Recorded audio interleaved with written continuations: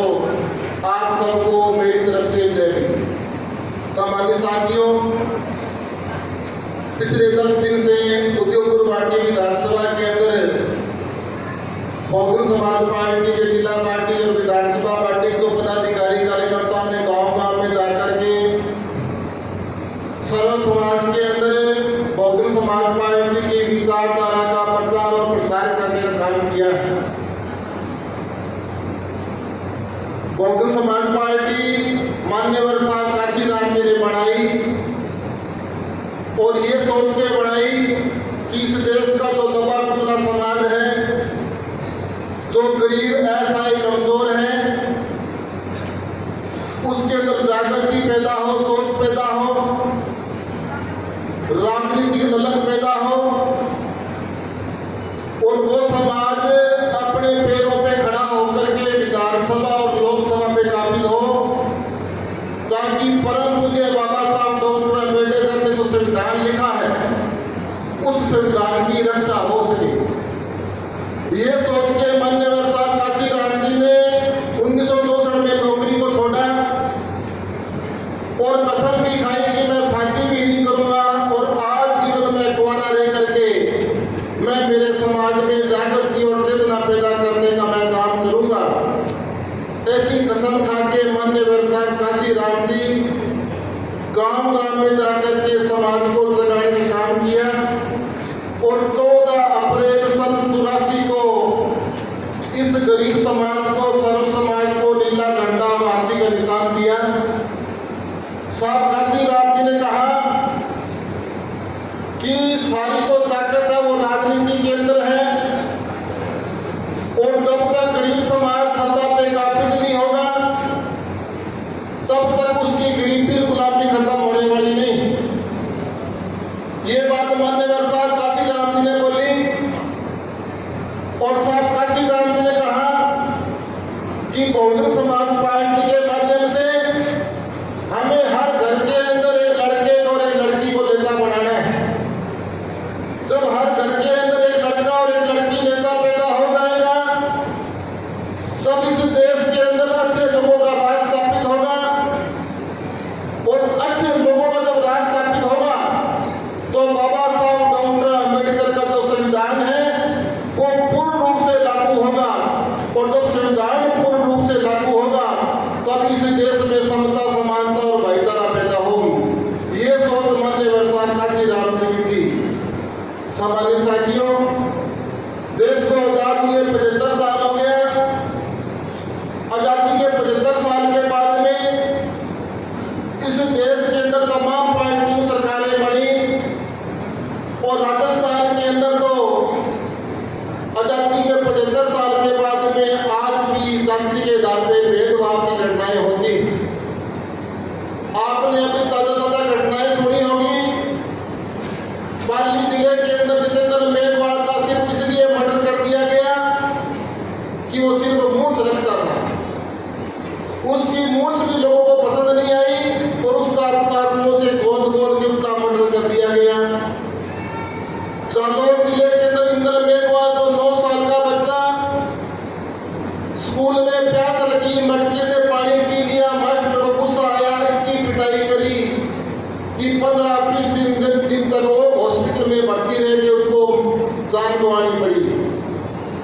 बाड़मेर के अंदर गोदाराम मेघवाल, हनुमानगढ़ में विनोद मेघवाल, ओम प्रकाश रेकर, जयपुर में राम प्रसाद मीणा, सिरोंज में कार्तिक भील और उदयपुर में पूजा भील।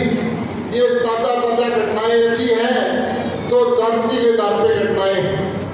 ये आजादी के 75 साल के बाद की घटनाएं और ये घटनाएं क्यों हो रही हैं? क्योंकि हम लोगों ने बाबा साहब डॉक्टर अम्बेडकर को अभी तक पूर्ण रूप से हम लोगों ने स्वीकार नहीं किया। तो सामान्य साथियों, मैं ज्यादा लंबी चौड़ी बात आप लोगों से नहीं करूंगा। मेरा तो एक ही निवेदन और एक ही अपील है कि अगर हम लोगों ने मान्यवर साहब काशीराम जी और बाबा साहब डॉक्टर अम्बेडकर की विचारों पे मंथन और चिंतन नहीं किया तो संविधान खत्म होने वाला है। जिस प्रकार एक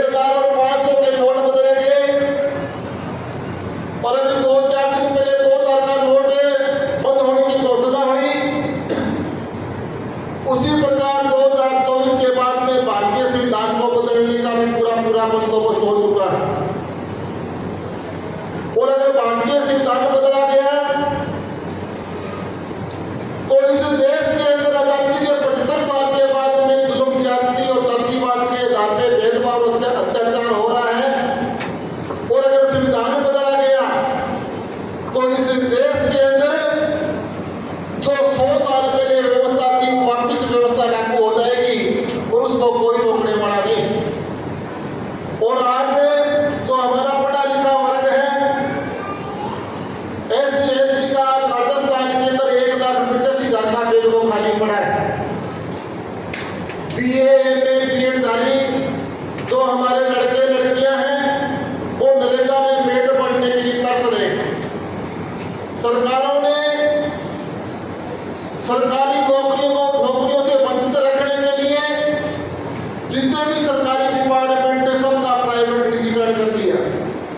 शिक्षा विभाग का निजीकरण हो गया, शिक्षा का निजीकरण हो गया, एयरपोर्ट का निजीकरण हो गया, यहां तक कि आर्मी का भी निजीकरण हो रहा, पुलिस विभाग का निजीकरण हो गया, बस डिपो का निजीकरण हो गया। ऐसा कोई डिपार्टमेंट नहीं बचा है जिसका निजीकरण नहीं हुआ। और निजीकरण के अंदर रिजर्वेशन नहीं, निजीकरण के अंदर रिजर्वेशन नहीं है।